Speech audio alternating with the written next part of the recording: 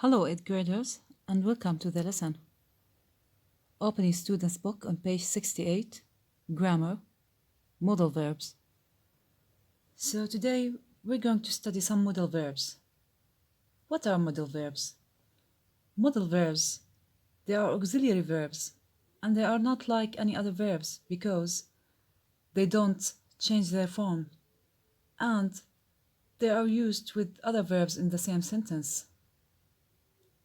At first, we're going to focus on using can and could to talk about the ability. What do we mean by ability? Ability means to be able to do something, and we say you can do it. So now we use can to talk about the ability in the present, and could to talk about the ability in the past. So this is the difference between the use of can and could. So we use can when we talk about the ability in the present, and we use could when we talk about the ability in the past. Let's look at the examples. With can, she can speak Spanish very well. It means that she's able to speak Spanish. This is her ability. Can you come with us on Saturday? Are you able to come with us? And now let's look at could examples. I could run much faster when I was younger. And this means when I was younger is a general ability, so I could run faster anytime that I wanted. She could play the violin when she was a child. This is a general ability about a longer period in the past. So as you can see, this is the difference between the using of can and could. We use can for a general ability in the present day, and we use could for a general ability in the past. And you can recognize that the sentence is in the past from the other verbs in the sentence. I could run much faster when I was. It's in the past tense. And here also we have was in the past tense.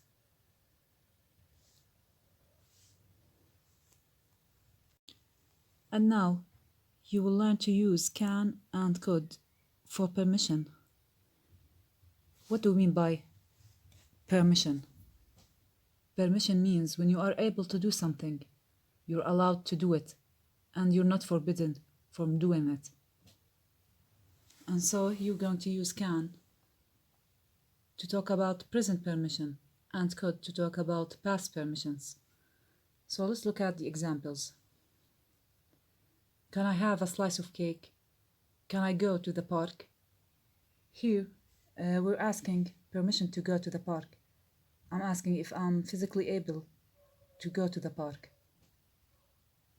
The examples with could. A few months ago, children could play outside.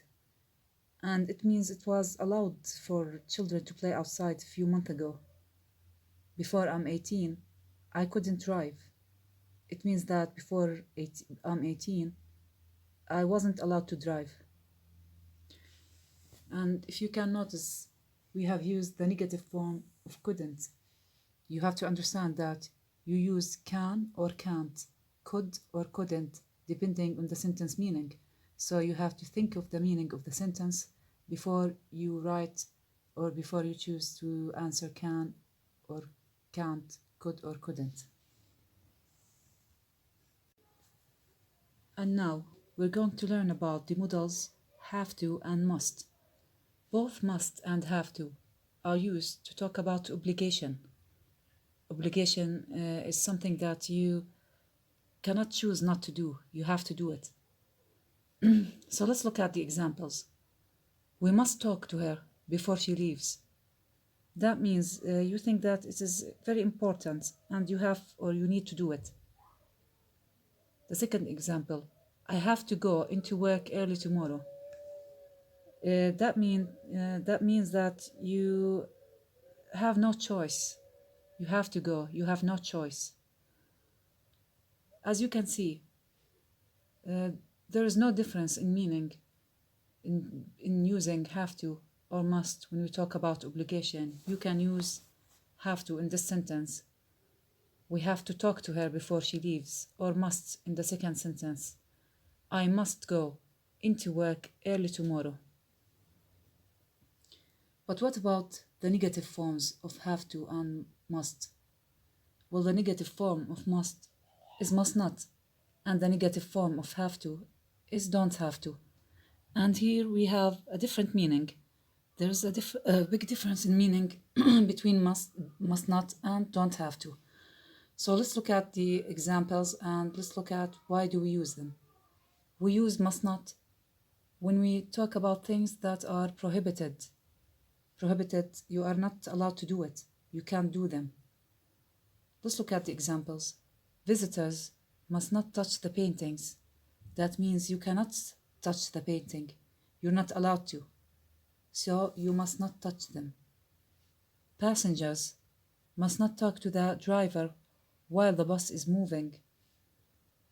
It also means that passengers are not allowed to talk to the driver. We use don't have to when we talk about things that are necessary. They are important. You think it's important and necessary. Let's look at the examples. You don't have to be here before 10. You don't have to do it today. If you look at the first example, you don't have to be here before 10. You can do it if you want to. If you have a plan and I tell you that you don't have to be here before 10, you can be here before 10 if you want to. It's your choice.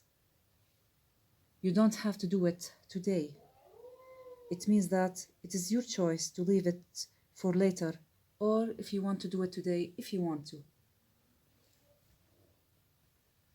And now the last modal verb that you need to learn about is should.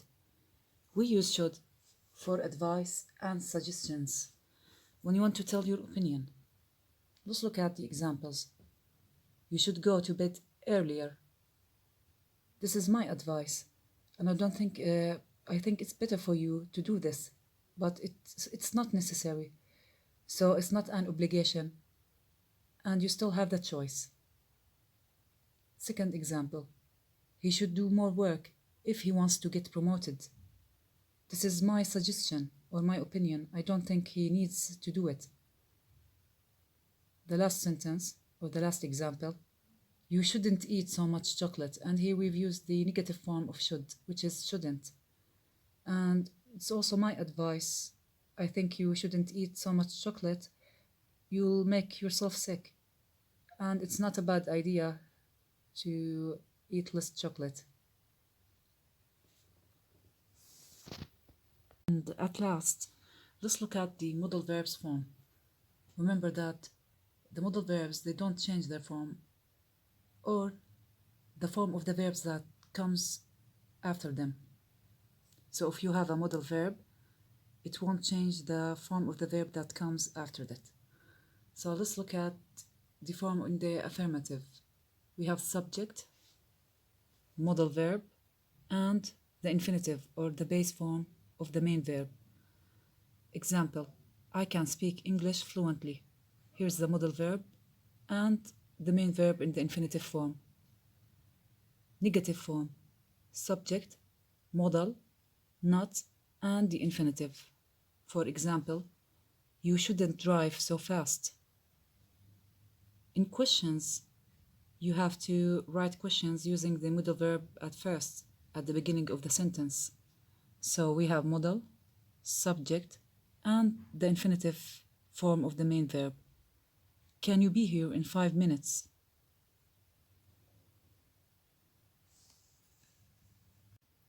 Page 68, exercise 3. Match the examples 1 to 4 with the uses A to D. So here we're going to match the examples of can and could with their uses. Number 1, I can help people. And this is an ability in the present, so it's with the present ability. Number 2, I can't go far away. And this is a permission in the present, so it's with the present permission. Number 3, I could work all night. And this is, as you see, in the past, and it talks about the ability, so it matches with A, past ability. Number 4, we could smoke here. And it's also a permission, but it's in the past, so it matches with D, past permission. Page 69, exercise 8. Complete the text with has to or doesn't have to and the verbs in the box.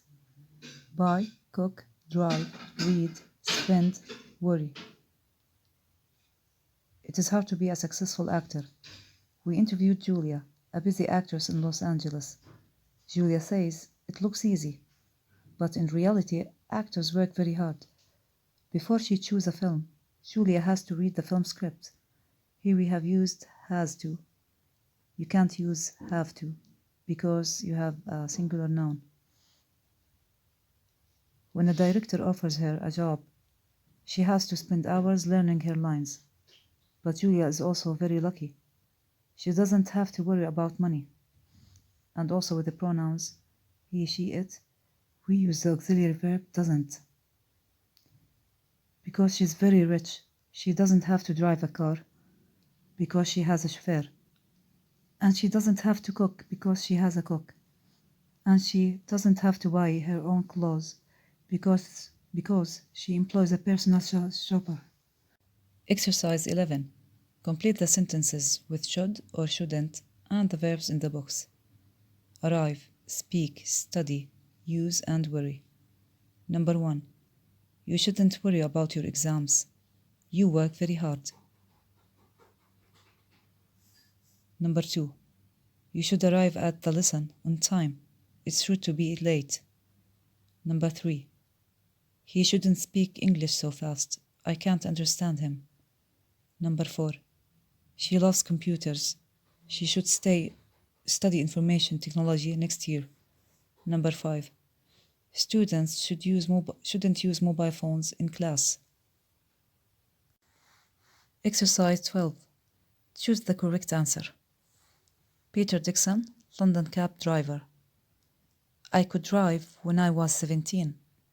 So this is a past ability. So we use could. Driving a cab was very easy then, but there's too much traffic now. You have to drive very carefully. So here he's talking about an obligation in the present. And you must not get lost. So it's prohibited. You can't get lost. If you want to, you can talk to your passengers. So here you have a permission in the present. But you shouldn't argue with them. And this is his advice. The pay isn't very good, so I must work hard. And this is an obligation that he must work hard. I can choose to work on Saturdays, but luckily I don't have to work on Sundays. And this is also something not necessary.